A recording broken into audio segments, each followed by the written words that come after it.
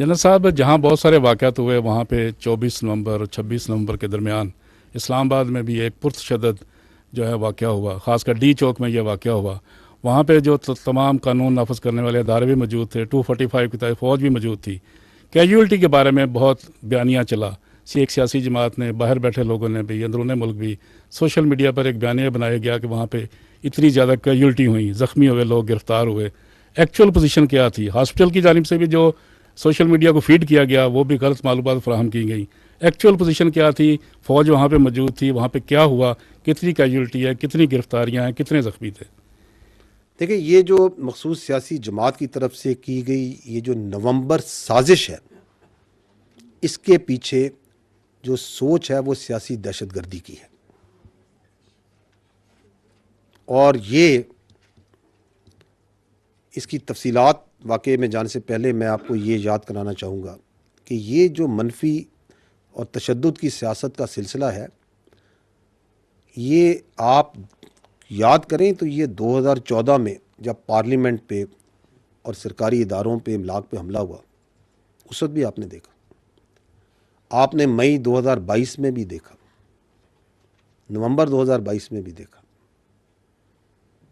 آپ نے سانحہ 9 مئی 2023 میں بھی دیکھا، اور اسی کا تسلسل ابھی آپ نے نومبر 2024 میں دیکھا کہ use of force for political coercion. گو کہ الحمدللہ عوام کے شعور کی وجہ سے یہ تمام کوششیں ناکام ہوئی، اور انشاءاللہ آئندہ بھی ناکام ہوں گی۔ تاہم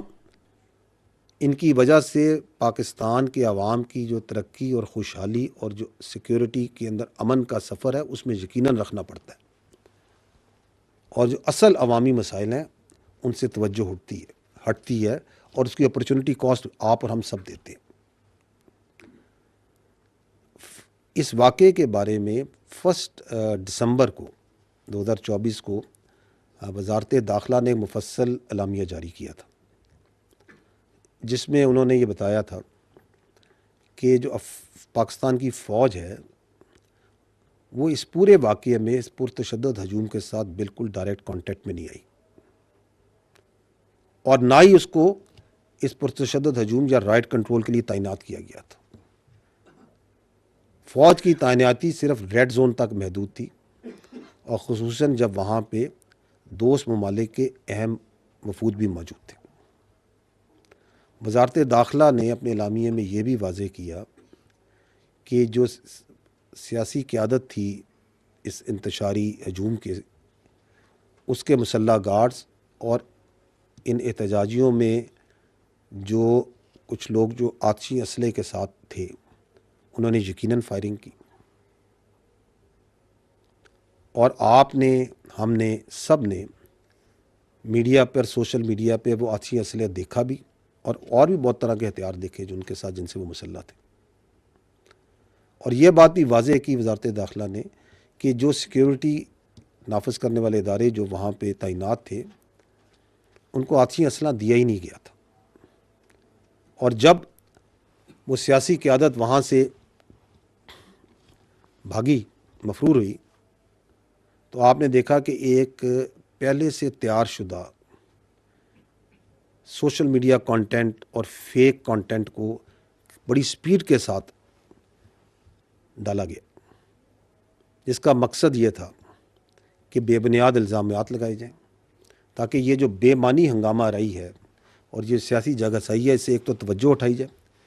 اور جو پہلے سے جاری شدہ سیاسی انتشار اور معاشرے میں خلفشار ہے اس کو مزید بڑھایا جائے۔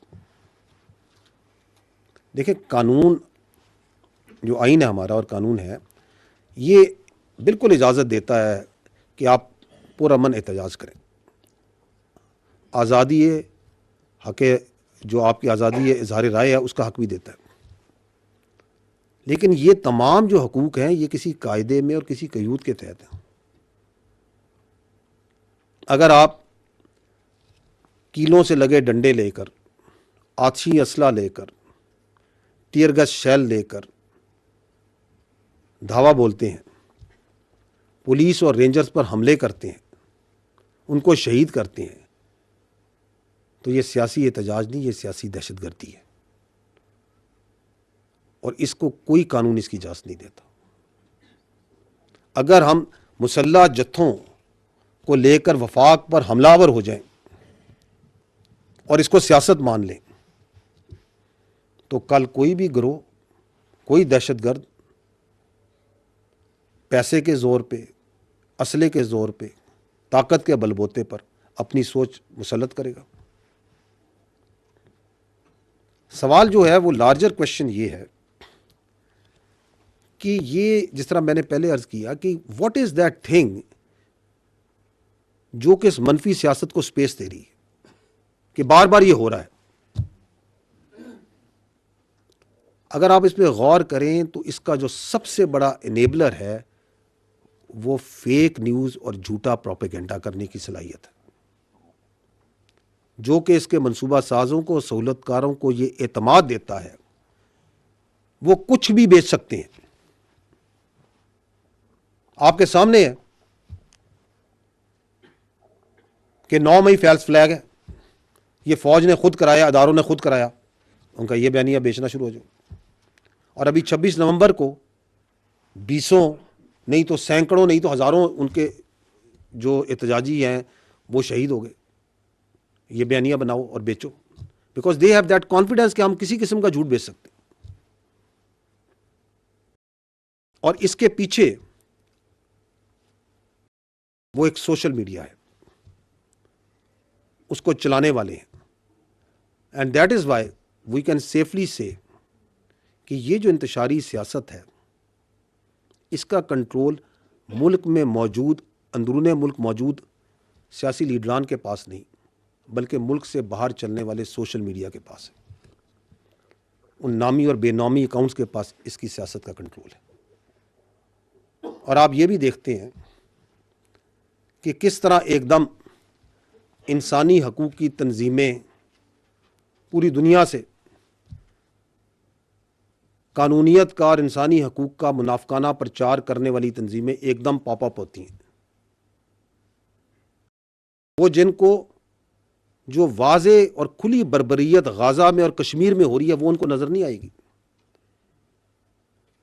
ان کو شام اور لیبیا میں ہوتے ہوئے مظالم نظر نہیں آئیں گے. ان کو پاکستان میں ہوتی ہوئی خارجیوں کی اور دہشت گردوں کی بربریت بھی نظر نہیں آئے گی. لیکن فیک کانٹینٹ، فیک ویڈیوز اور اندیکھی لاشوں پہ آپ دیکھیں گے کہ ان کے جذبات بے قابو ہو جائیں گے. یہ جو تنظیمیں ہیں، یہ جو باہر بیٹھ کے یہ جو ہیومن رائٹس کے اوپر واویلا مچا رہے ہیں، میں ان سے درخواست کرتا ہوں کہ آپ اسی طرح کی، اور یہ سوشل میڈیا جو باہر بیٹھ کے اس انتشاری ٹولے کا چلا رہا ہے، انہیں میں درخواست کرتا ہوں کہ آپ اسی طرح کی سوشل میڈیا کمپین غازہ اور کشمیر پہ چلائیں. وہاں پہ آپ کو فیک ویڈیوز اور ڈی فیک ٹیکنالوجی کا استعمال نہیں کرنا پڑے گا. آپ کو حقیقتاً وہ مظالم وہاں پہ ہیں، وہ نظر آ رہے ہیں کہ آپ ان کے حق میں اور اس سچائی کو دکھانے کے لیے سوشل میڈیا کمپین چلائیں. لیکن یہ جو سچائی کے سوداگر ہیں یہ ہرگز ایسا نہیں کریں گے، کبھی بھی نہیں کریں گے، اور نہ ان کو اجازت ہے ایسا کرنے کی. تو یہ ہے حقیقت اس واقعے کی.